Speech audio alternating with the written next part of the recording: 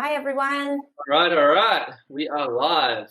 We actually have our record number of registrants today. So is that how you say it? Registration? Close Yeah, enough. you know what I mean. Online. So we're really excited and looking forward to a great session. So we are going to jump into our niche finder tool. We're going to look for a few different product ideas. Kimberly will run us through that. And then we're going to jump into the Chrome extension and kind of look at some of the numbers and validate a niche. We're actually going to leave it up to you guys. So you guys can decide what we're going to look at. You guys can decide what you want to see. And we're going to go with the flow and see what happens. Yeah. Hey, Ian, Hannah. So, yeah, I love it. Just drop us a line, tell us where you're from, and say hi. The more interaction we have from you guys, the more enjoyable it is for us. So we love hearing from you. Hey, Julie. What's Stephen. up? Cool. Geelong. Awesome. So I think we'll start with just a little intro. So myself, I live in Adelaide, South Australia. I've been selling on Amazon for 2 years now. And in that time, I've built a multi-six-figure brand consisting of 3 different products. I'm working on a few different other products at the moment. And I am passionate about entrepreneurship and e-commerce in general. And yeah, excited for today's training. Awesome. I'm from the Gold Coast, so you've got 2 Aussies on today's call, and I've been selling on Amazon for 2 years. Before that, it was Shopify, and I've probably got about 60 SKUs on there at the moment, and I'm about to launch a second brand. So it's all systems go. It's all happening. And my role at Zonguru is I do a lot of the content creation as well. So I really enjoy hearing what you guys like, what you want to know more about, so that I can really tailor what we're putting out there to match what you need. Awesome. Yeah. And just a little heads up, guys, both Kimberly and myself are working from home today. So we're using my home internet. We've got animals. We've got, my neighbor might start mowing the lawn. So they're good at timing that. Yeah. Please bear with us if there are any distractions or anything goes wrong with the internet. We're just dealing with what we have as well. Yeah. If you miss anything or you have to step away as well, you'll get a link to the replay that will be sent out 1 hour from now. So if you get pulled away or anything, don't stress. You can watch this back later. Absolutely. And I also have a courier on its way, so I'm really nervous about having that doorbell ring. So it's real life. We're live.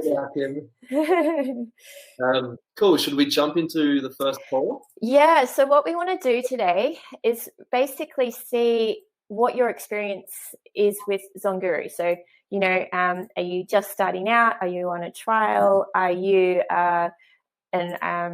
a user that has been with us for a long time? Are you an expert? So I've just launched that poll. If you wanted to give it a little tick to best describe. So we've got a few that have been with us for a while, which is awesome. Okay, pretty even spread. Yep. This is really, really cool to see. So we'll let that run a little bit more as more people jump on as well. And for those of you just checking in and haven't tried Zonguru before, this is a great experience to actually see the tools in action. So you can get a taste of it. We've opened today's training up to everybody. So what we do is we usually run through a program of what we're going to cover, but then at the end, it's a live Q&A. So if you have any questions or anything about not just the Zonguru tools, but Amazon in general, we do try and help where we can. It's a community of sellers, so it really helps to have those people to lean on and ask questions to, because we all know it's not, it's an ever-changing world. Absolutely. Cool. So by the looks of it, it's a pretty even spread between, we've got a few on the trial, we've got a few that are already users, a few newbies. So great. I like it. Yeah, we've got a diversified spread today. Yeah.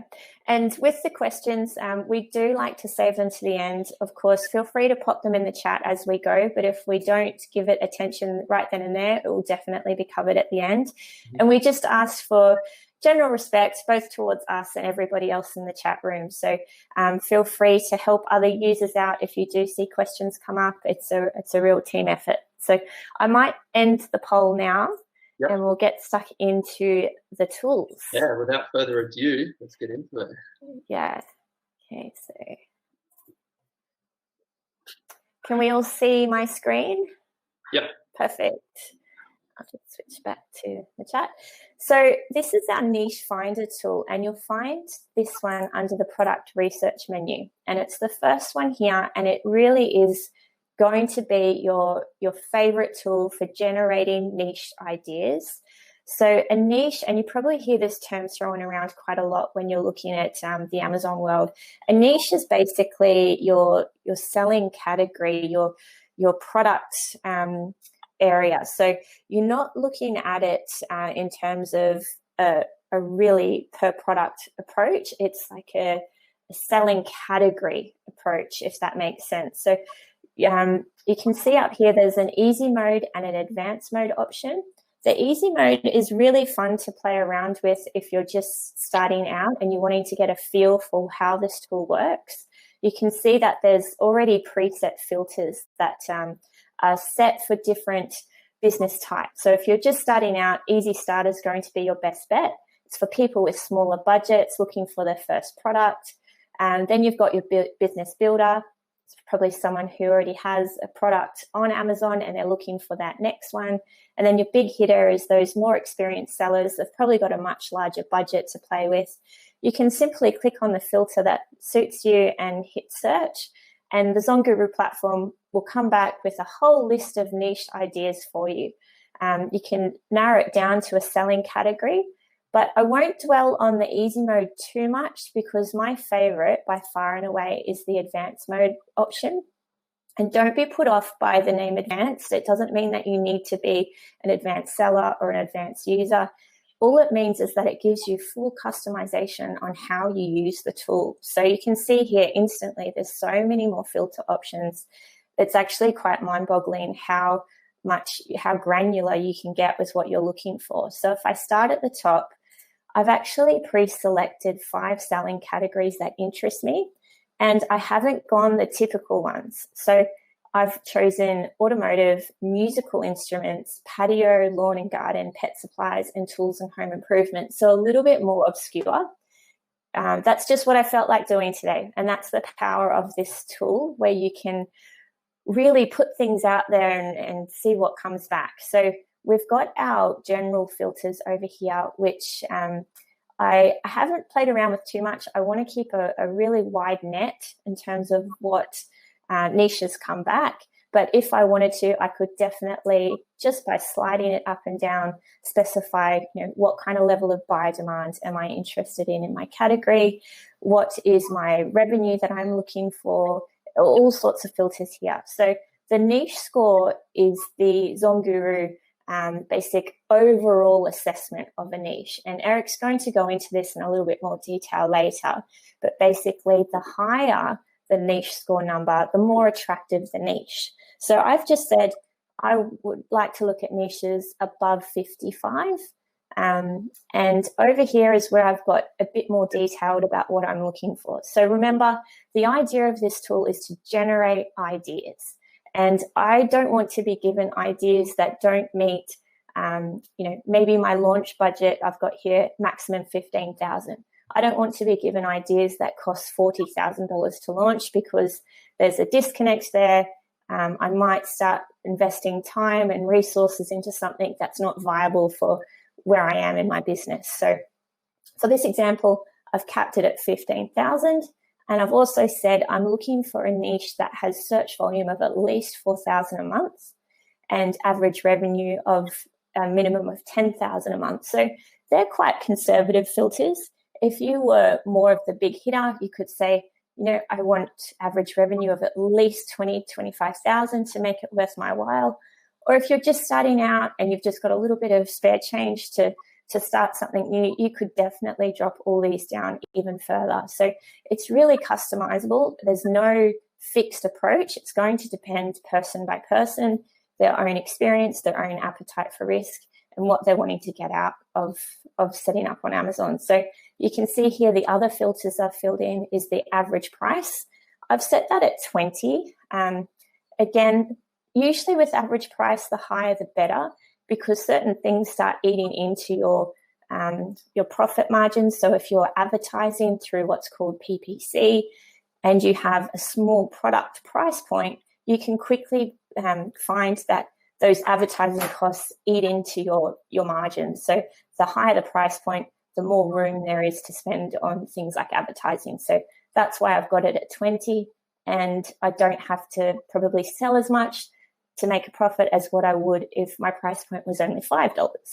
So the higher that is, generally the better as well. An average rating, so I've said here I want an average of 500 as the maximum.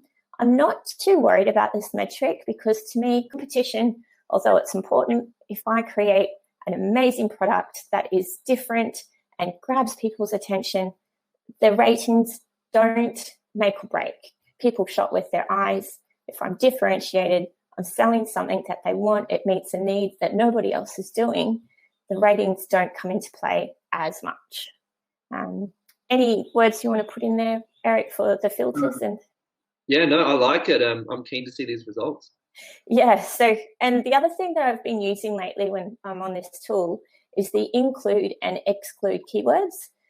So this time of year, you can see a lot of seasonal products come through, which can kind of clog up your search results, and it just creates a lot of noise. I'm not interested in selling Christmas goods or Halloween items or things like that. So you can see I've just put in 4 keywords that I don't want to see in my niche. So Christmas, COVID, mask, Halloween. And what Niche Finder will do is they'll exclude any niches that contain those keywords. But you can obviously add as many as you want in there or include keywords, which is helpful because if you're selling in a niche that you like or understand, you've already got a leg up over the competition. You generally know your niche, you know your product, you're probably your own ideal customer, so you know how to market to them, what language they like, what images are really going to grab their attention. So, for example, if I was a yoga nut, I could put yoga in here and refine it to find a product that I really like. So, but I've left that blank because I want to see what actually comes up. So it's a matter of hitting search. And this is how it appears. And you can see that you've got the niche keyword here, as well as the niche score. Remember, that's your overall value of the niche.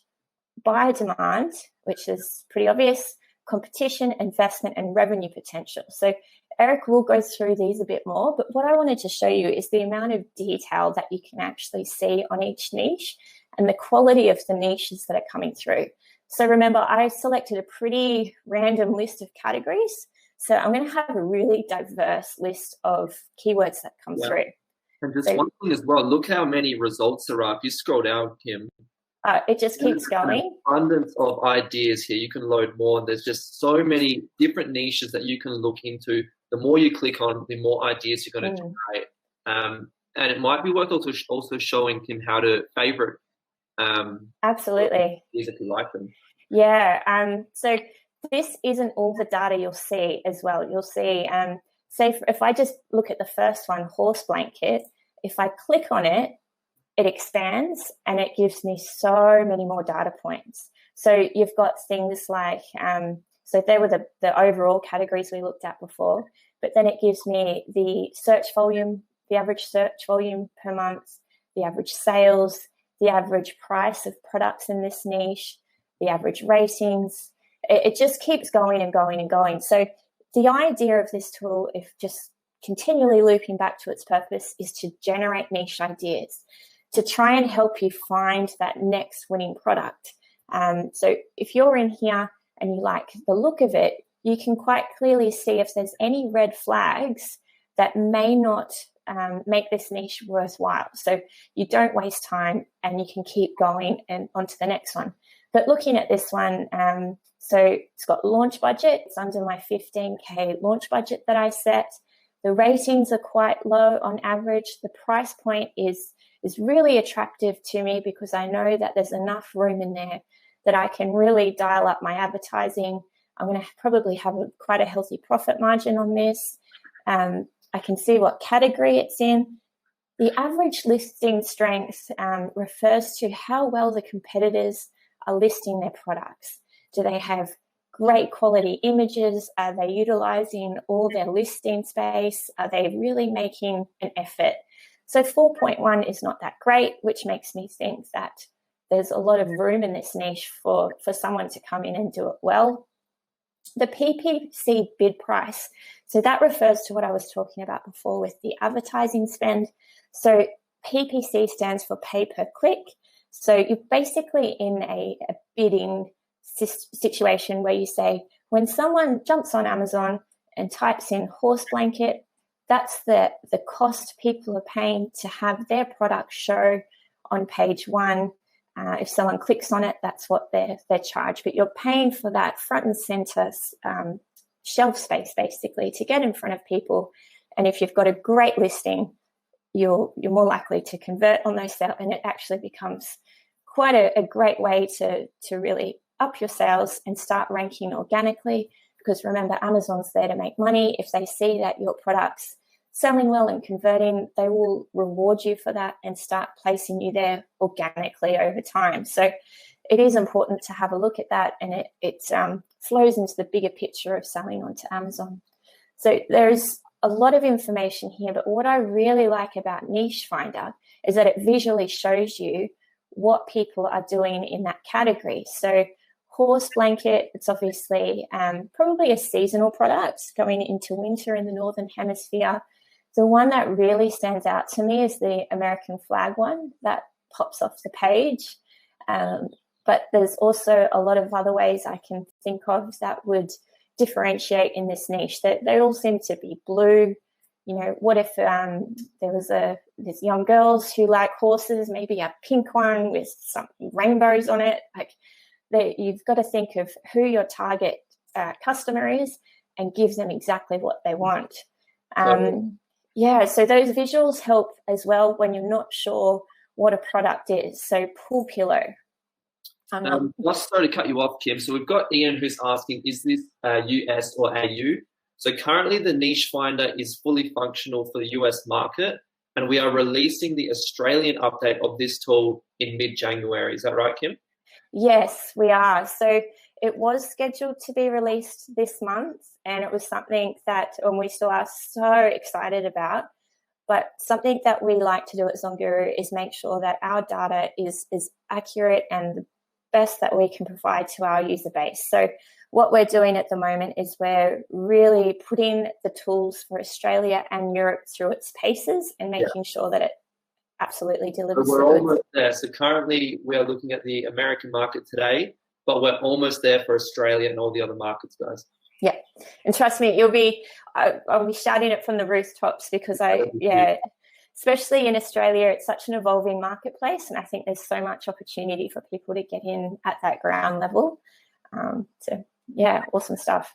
So pool pillow, for example, just being able to expand that and visually see what it is I'm looking at. And I don't know why they're all blue. I might be missing something there, but such an easy way to differentiate just in that one. And again, all the data is there. So, you know, what the average revenue is.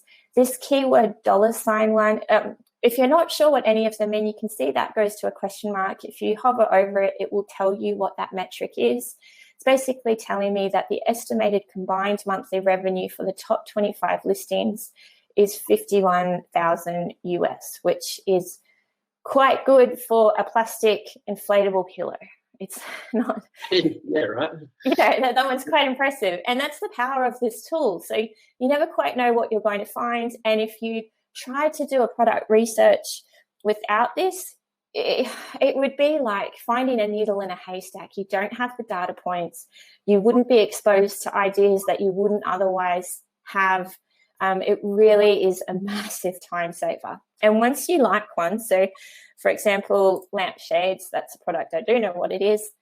If I liked the look of it, these 3 dots in the right-hand corner, I can just click on the little star icon and it will save it to my favorites. And I can come back at any stage and have a look at that without having to rerun a session. So My data's there. It's you can quickly curate a list of 5, 10, 20 ideas and then start refining and validating your ideas from there. So the other options are to open it straight on the Chrome extension or send it to another tool in the ZonGuru suite, because remember, they're all connected. It's a process, and this is your idea generation hub. So finding that next perfect product, this is what does the heavy lifting for you. Yeah. So, I might stop sharing my screen now. And lets you look at some of the items we favorited. Sure. So I'll go ahead and share. Cool. All good on your end? All good.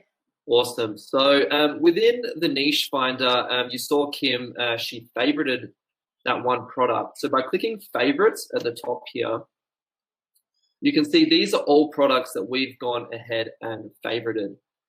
So we're going to be looking at a few different, or we're going to give you guys the option to choose what you want us to look at in the Google Chrome extension. So do you want to run the poll now, Kimberly? I will. Let me just jump in. So we did find quite a few, but we've narrowed it down to our favorite 3. But there's a few more in there we just wanted to point out to show how crazy some of these niches are, and that you probably would never even think of them without a tool like this. Absolutely. My personal favorite is the dog motorcycles, which Kim and I have been laughing about for the last few days. So to open any of these up in Amazon, you just need to press the 3 dots and the puzzle, and it'll pop open. So I've already done that here. And this was my favorite that we found, and it's you know, the title is self-explanatory. It's a dog helmet. So I'll quickly just show you my favorite image. It's this one here. Oh no. As you can see, this is a really visual niche, and it's got a lot of what we call gas factor, which is, mind my French, but it stands for give a shit, that people really care about their animals, their dogs, and they're probably going to spend a little bit more time looking for a cool helmet that their dog's going to wear. So this was one of the options, but we're not going to go into it today purely because the niche score is a little bit low. So the 3 that we're going to let you guys choose from, they all have a healthier niche score. So Kim, do you want to pop the poll? Yeah, well, I've just started that now. Not as exciting as dog helmets for motorcycles, but these are viable. Well, from the initial figures we're looking at, they look viable. So the next stage would be to try and validate that further. So we've got what's called book bins, and you might not know what those are. So if you wouldn't mind expanding out the book bins niche, we can see some. Oh, even better. They remind me of primary school, where you put the little and the colors. So and then we've got cat wall shelves, which for all our cat owners out there, they're things that you screw into the wall, basically, for cats to play with. This is a really interesting one, because look how many different designs there are. So if you compare this niche with this niche, they're all, you know, the book bins are all pretty much the same, which may give opportunity to come up with a new design. Whereas cat wall shelf, if you look at them, there's so much room for creativity here, because you're really tailoring to what your cat wants, what you want in your house. You know, do you want it on the wall? Do you want it on the ground? Do you want like a little house for them, or do you just want some shelves? There's so many options for this niche, and that's why it's a cool one. 100%. Yeah. And then last but not least, we have the fondue set. So definitely a flashback to the 80s. I think that's when that was super popular. But I've noticed this is starting to make a little bit of a resurgence. It's doing well, this niche. It is. We've got open. You know, the average monthly sales is around 15,000. So, you know, it's quite healthy. Yeah, it is. And I've noticed they're kind of changing its use. So, you know, chocolate, it can be for cheese. And then I've seen ones for like s'mores and all different sorts of uses, which is, it's always cool when you find a product that has a multi-use aspect to it. Because you're tapping into different buyers. So let us know which one appeals to you the most in terms of do you want to see how we go about validating or not any red flags for any of these ones? But so just a reminder also that all four of these niches, but the three we're going to focus on, these were all ideas generated through the niche finder. We didn't go out and look for these any other way. These are all very viable ideas that we've just purely found through niche finder, and then opened up and kind of already had Zonguru do the hard lifting for us to give us, a score and validating for the product. So what we do next for this is to apply our human touch to the data and kind of think about it a little bit more like a human, and in terms of how we can come into these niches and also differentiate after we've validated the data. Yeah, perfect. And some of the other cool niches we found that didn't quite make our cut. Yeah, I personally really liked the heated water bowl. I hadn't seen that. Well, absolutely. But I just thought it's such, there was one there that was being done really well. So they all kind of looked a bit basic, but there was one where it was a really streamlined aesthetic. I could see it being used in a fancy loft apartment. It didn't have the chunky cable cord attached to it. Yeah. The one thing that kind of does worry me about a niche like this, which may be a red flag, is that it is electric, which 100%. Means you have to plug it in, which is if you're sourcing these from China, you don't really know how long the thing's going to last for, do you, if you're plugging it into a wall. So that's something to keep in mind with this and the fondue set, that they are electric products. And typically electric products have maybe a little bit more difficult to have quality control over. Yeah, definitely. And with the different power requirements in each country meeting the standards that you need to be able to sell in that marketplace, that can be an extra issue. But if you're willing to tackle that, that's obviously a barrier to entry for other sellers. So, you're might be a bit harder, but it's going to be harder for everybody else too. So it's a bit of a balancing act with that one. Yeah, so how are the results looking in the poll? So Bookbins is the clear winner at this stage, which really surprises me. Yeah. But the other two we had on there were Snuffle Mat and was it the Tennis Ball Hopper? Okay. And so these are ones where I didn't know what they were. Yeah, so the Snuffle Mat is for your dogs, I think, where they go foraging and you hide treats in these mats, and it's a bit of a game for them. Yeah, it's almost like when you see your dog on grass and it likes to roll over on its back and kind of... Yeah. It almost looks like that's what they would use it for. Yeah, so I didn't know what that was, but that was quite a healthy one too. The pet category in general is quite good because people they're part of the family. They're willing to spend money on their animals' health, well-being and happiness. So it's quite a good category. It's usually lightweight, no moving parts. It's rare to have too many electronics in there. So they're generally things that make niches really attractive to me. I don't want to be paying oversized storage fees. I don't want to be paying ridiculous amounts on shipping because it's a bulky, heavy product. I want something lightweight, sturdy, not fragile, no moving parts, not electronic. That usually is what I'm looking for. But again, everyone's different. Alrighty, so let's get into this book bin and kind of open up the Google Chrome extension. So this is the extension we have that opens up when you're live on Amazon.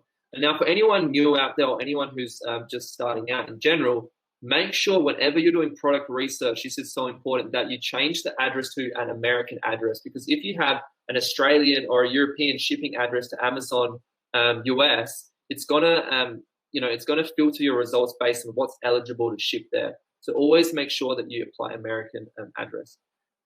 Next thing, we've got the Google Chrome extension, which we can just simply open up like this. And you'll notice here we have the niche score and the niche rainbow, which is a really, really unique feature of Zonguru. And this is what Kimberly touched on briefly before, and I'll just go a little bit more in depth. So first we have buyer demand, and that's determined on the search volume of the product and also how many organic sales there are for the product. Next is competition opportunity, and that's judged upon the listing strength, and how many of these competitors are using things like EBC, which is enhanced brand content, which means that they're a trademark brand. Investment sweet spot, so that's based on the sweet spot that we believe to be between 10 to 15,000 US dollars. So the closer we are to that amount, the higher the percentage. And revenue potential is the revenue and profit generated within the niche. So with any of these figures here, the higher is the better for any of them. So we can see here for this niche, investment sweet spot is really good, buyer demand is good, but competition opportunity is 32%, which means that a lot of these sellers are using strong keywords in their listing, and they're using things like EBC, so it may be harder to compete.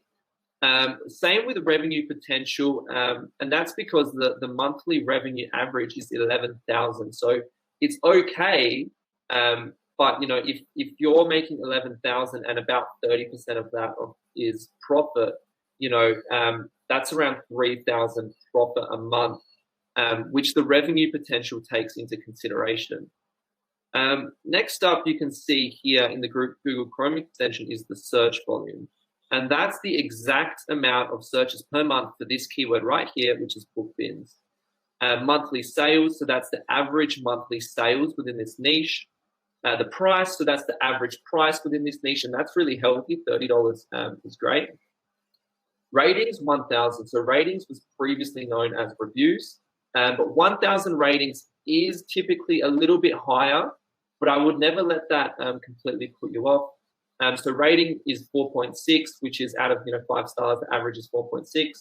Monthly revenue is 11,400 average, and launch budget, which is how much it's going to cost you to launch this product and be on page 1 for 3 months. So these are our key metrics, and that's the data that ZonGuru and the software provides you. But it's up to you whether or not you think that you can come into this niche and differentiate.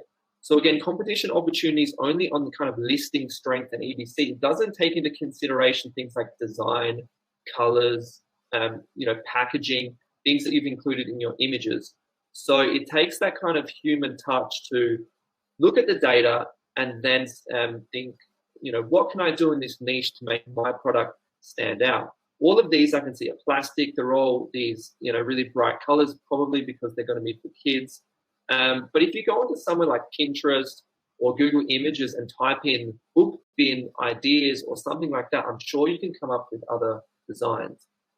But back to the Chrome extension, we can actually see all the individual products. And if you hover over one, it shows you which one it is.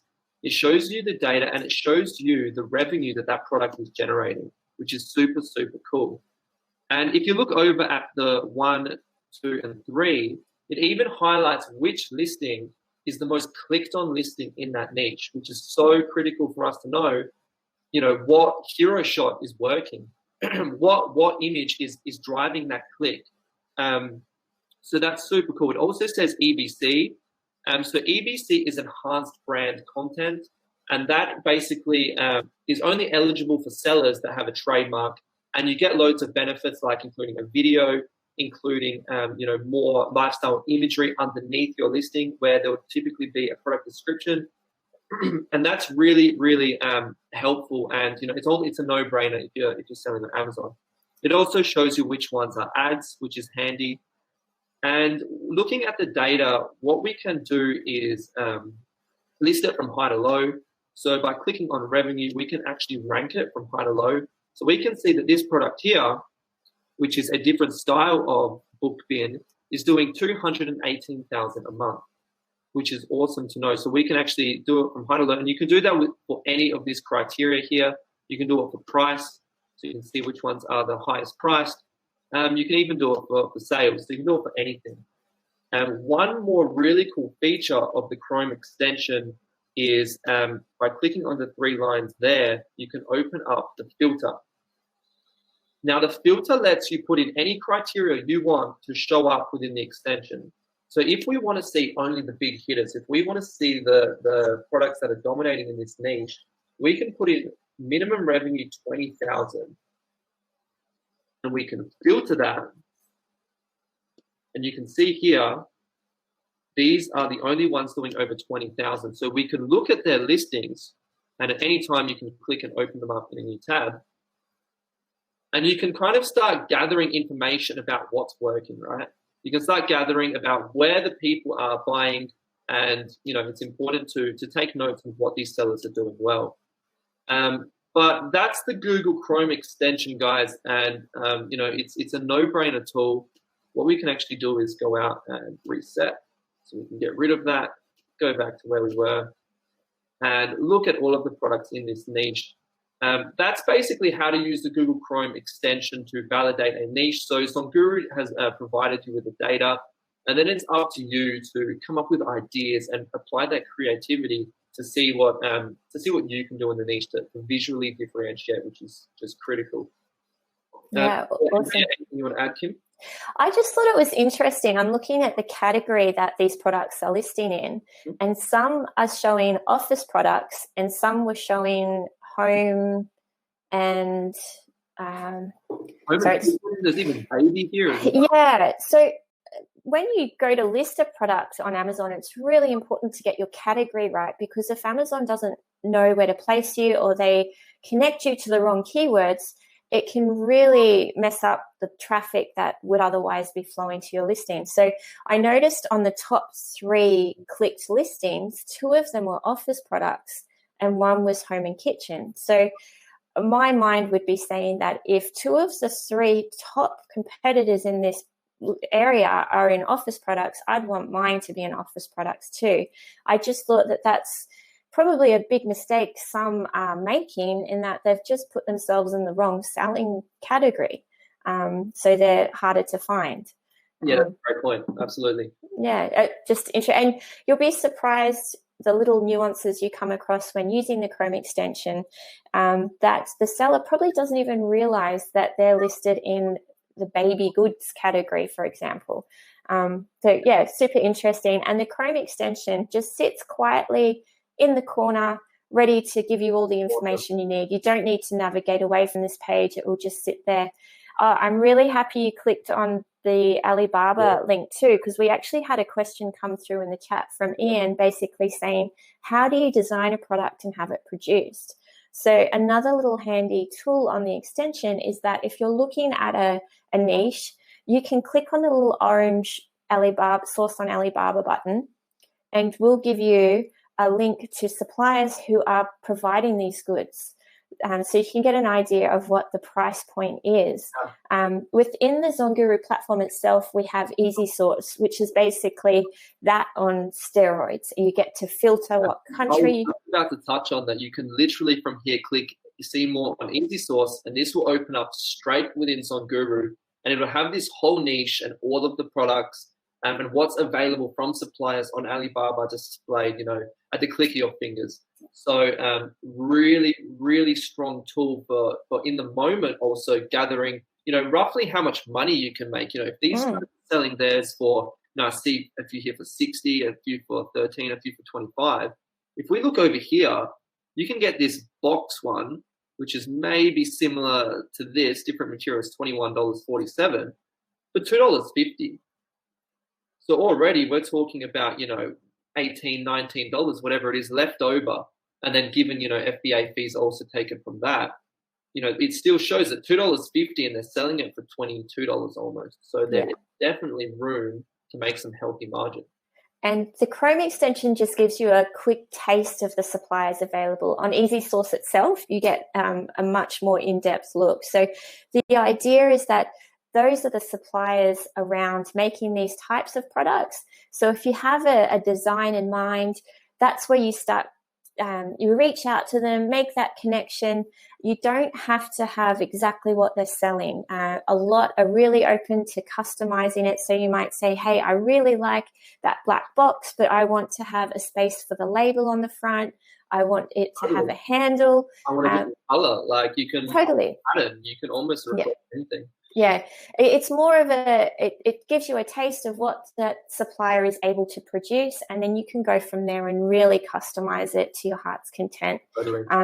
So Ian, Sorry. yeah, I was just going to say, so Ian, what I would do is, find a few niches that are really appealing to you, start that validation process, look at how you might do it differently, and then start reaching out to those suppliers and starting that discussion.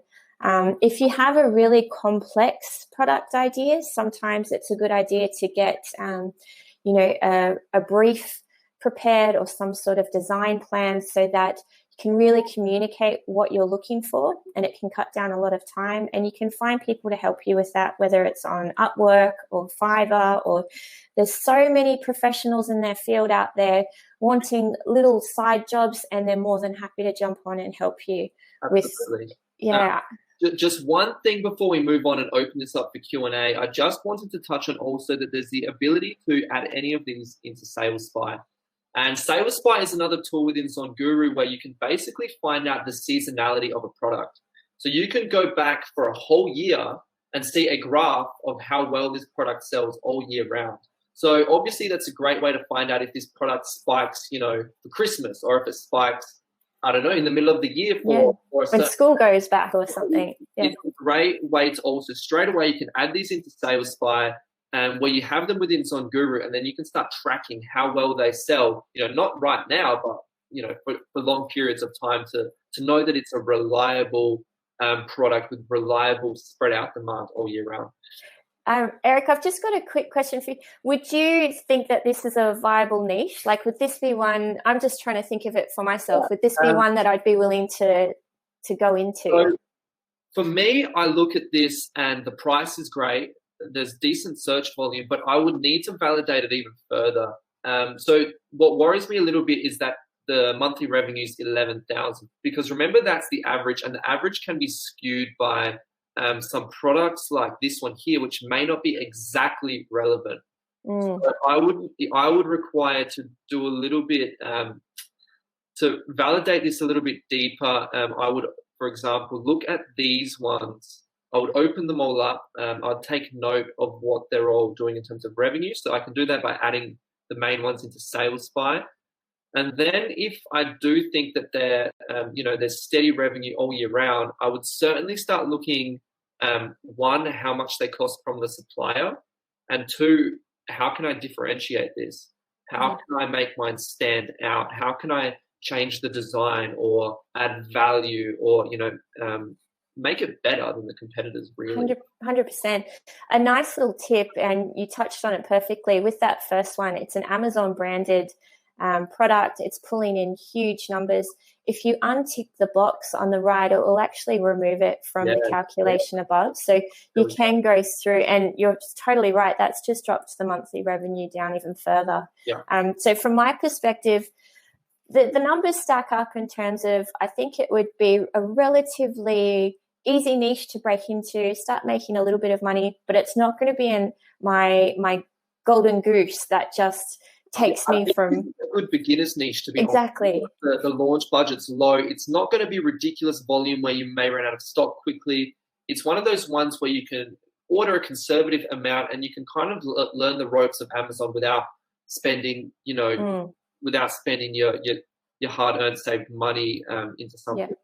And I think it might be a nice one. I love the idea of creating brands, because when you create a brand, you're creating a really valuable asset that people are willing to pay big bucks for. You've done the hard work. You've created the brand loyalty. So maybe if someone wanted to go into that space of being an office or a school supply brand, where it's like you've got your book bins, maybe you have like tidy tray. A little branding sticker at the front, fun kids or whatever you want to your brand to, obviously the target market. Yeah, and have a suite of products under that brand, and this is just part of it, because although the monthly revenue is on the lower side, if you had 5 different products pulling that sort of revenue, then you're talking about something that's super attractive. So it's not looking at it on the tunnel vision level. It's how can we build this? What can we make with it? But yeah, definitely an interesting one. Completely agree. And within my own business, I have one product that's doing the bulk of the revenue, and I have 2 other products that are doing, between 2,000 and 5,000 revenue. So there's nothing wrong with having those products that are generating a little bit less revenue, but it's still contributing, you know, to your 100%. overall turnover, and it's still making you more money than that money would be making you if it was sitting in the bank. Yeah, couldn't agree more. Yeah, so I'm gonna stop sharing my screen and we can jump into. Awesome. So we've had another question. So that was the US market. Everything we've done today is based on the US. If you're looking at Australia, the Chrome extension still works in Australia. You can still use SalesBuy. So everything that Eric just did then, you can apply to the Australian market. And Stephen's just asked, is there a way to download from SalesBuy into Excel? So we can't download from SalesBuy into Excel just yet. If you wanted to, you can add it as an improvement suggestion through what we call the voice of the customer, because I have had that come up quite a few times before, and I can see how it would be relevant. But you can export data from the Chrome extension to Excel. You can filter it and change it however you want and feed that information through. So that's quite helpful. SalesBuy is more of your visual representation. So it shows you the graph over a period of time. I understand some of us are data orientated, and that may be where the export from the Chrome extension fits your needs a little bit better. Totally. We've got Julie here, and she's asking about main keywords to use for PPC, if they should be exact match or phrase match. And the question is that the answer is that PPC is kind of everyone kind of has their own methodology around it. But what I would do is actually try both. So you can have a phrase for exact match. Have a keyword for exact match. Have that same keyword as a phrase, whether it be a long tail or a short tail, and you can start collecting data. So put a budget on each one, start collecting data, then you'll find out which one converts better. Yes. So PPC, a lot of it is trial and error also. Yeah, we've actually got a really handy video series coming out next week, which deals a lot with PPC. And our CTO, Stefan, is a master at PPC, and he's actually putting together his guide on how he approaches it. And it's exactly that. So it's you dial in to your metrics, and if it's working, put more spend on it. If it's not, change what you're doing. But there's really valuable. Yeah, definitely. Okay, is the brand name can be used for different category products? Certainly can. So that is that's to do with your brand. So when you register a brand, depending on what country you're in, it's all done a different way. But basically, you specify what your brand name relates to, for example. So you can have multiple selling categories that it covers.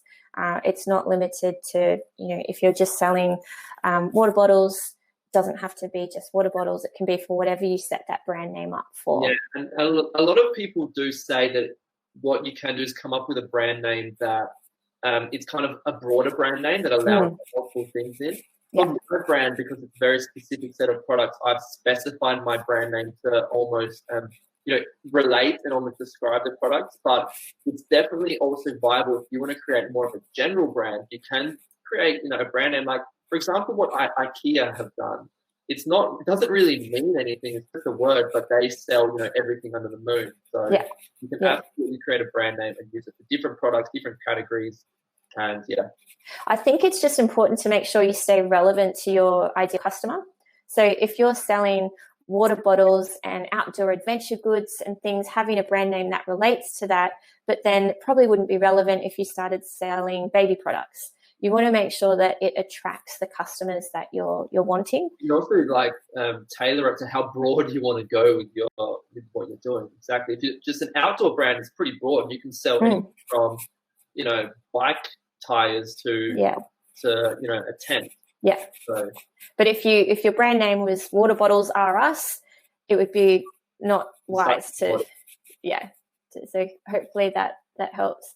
But any questions you've got, just shoot them through. We're here to help where we can. Right, guys, send them through. We're here. We've got another 10 minutes to answer questions. So if anyone's brave, you can even jump on. You can jump on and speak with us. But we've got 10 minutes, guys. Ask us anything you need, anything that you may be struggling with right now, specific to yourself. We can help you. Yeah, and how you're going, collecting those niche ideas. If anyone's getting ready to delve in, 2021's just around the corner, getting those products ideas ready so that you can, some of us, well, a lot of us have a bit more time over the holidays, time away from our full-time jobs, where we can really get stuck in and get those working. That's correct, Ian. So your brand name will be your store name. Yeah, so when you're brand registered, you'd have the ability to create an Amazon storefront, and it's a place where you can showcase all your products at once. That's just one of the features that you get from being brand registered. Any last questions, guys? It's been awesome to see the questions coming through. We really love hearing from you guys.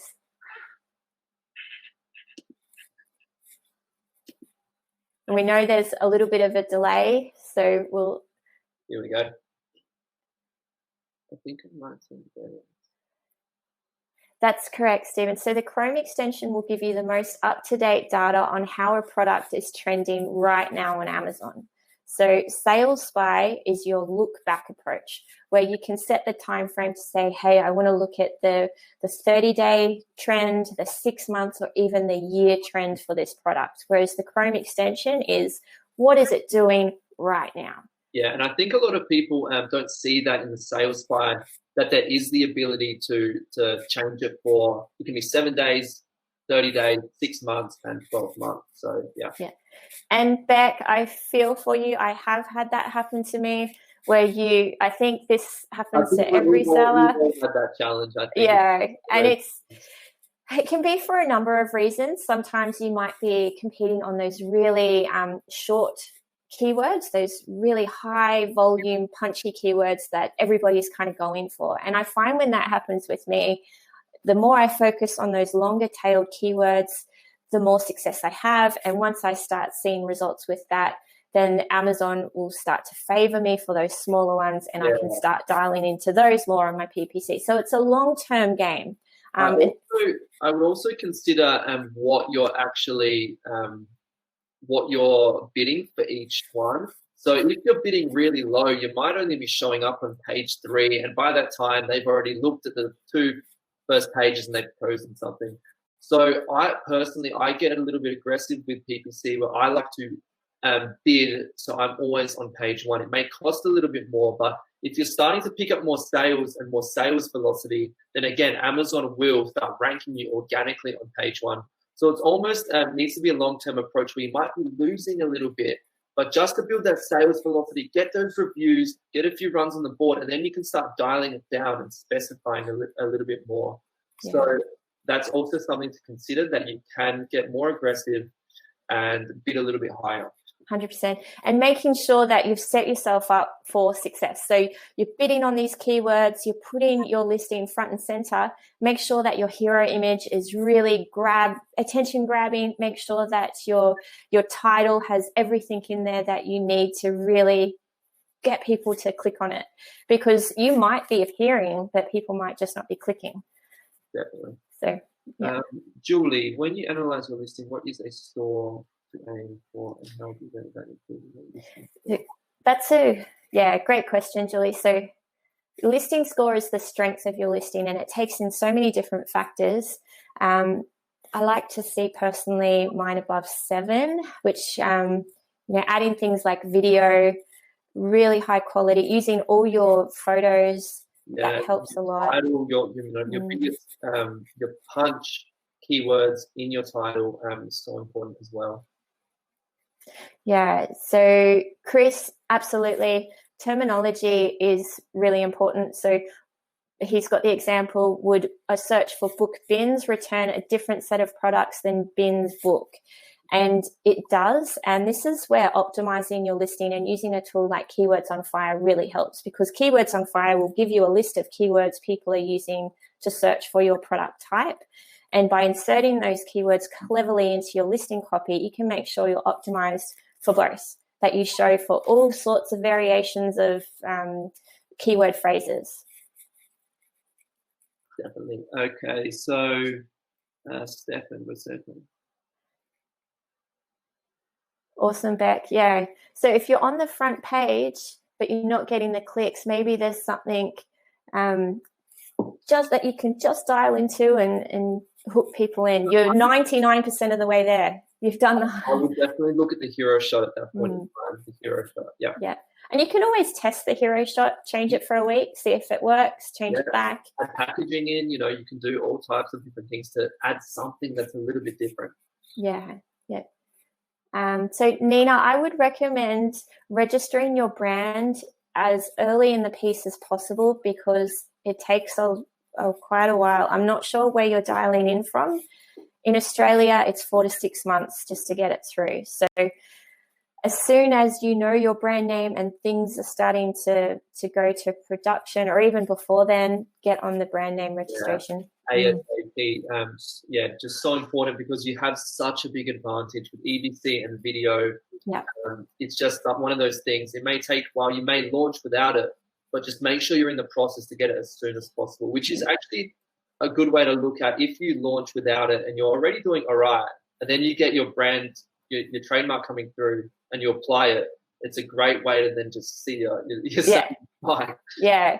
And I tend to think it dissuades others from potentially copying you a little bit more, because they know that your brand is trademarked. They know that you're a bit more on your game, and might not be as an easy target to copy.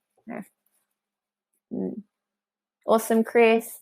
So Hannah, the Chrome extension is changing. Yes. So the Chrome extension will change very regularly. So what you're looking to do on the Chrome extension is see how it's tracking right now, but plug a couple of the ASNs into SalesSpy to see how it tracks over time, so you can get a feel for seasonality. Are you dealing with a product that spikes during certain months of the year? So you'll get both perspectives, and it's putting all those puzzle pieces into place to go, yes, this product meets what I'm looking for.